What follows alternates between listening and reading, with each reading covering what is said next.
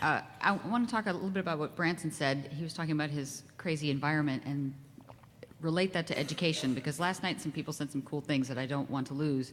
One was comparing sysadmin to engineering and saying, well, when you get an engineering student out of an engineering school and you hire them, you expect that they know nothing.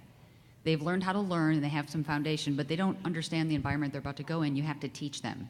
Sysadmin is probably about the same. So even if you get an education in sysadmin, you're not going to get hired somewhere and immediately know everything. The person you hire, you're still going to have to train them.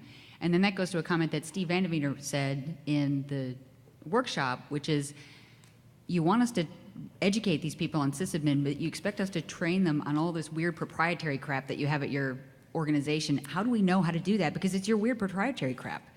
So all they can do is give them that foundation, and then you've got to teach them the weird proprietary stuff and all the legacy systems.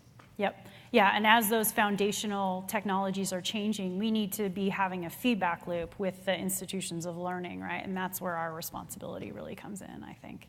Yes? I'm Greg Woods from the National Center for Atmospheric Research. We have quite a few complex systems there, and we have a lot of systems where there's only one person who really understands how the system works. And so we have a very strong need for cross-training to train each other.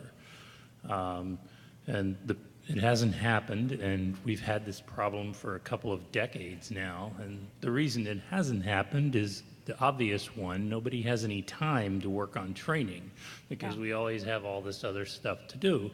So recently we did have a major disaster, an unplanned power outage in which a number of systems went down and didn't recover by themselves, and it took a long time to recover from this, and as a result, you know, we now have cross-training Fridays where we're actually awesome. Actually permitted. You know, upper management is finally backing us. I know if the pain gets strong enough, then people are like, all exactly. right. We have so now we have the ability to tell users that their requests may have to wait till Monday because I'm working on some training materials right now and I'm not to be bothered.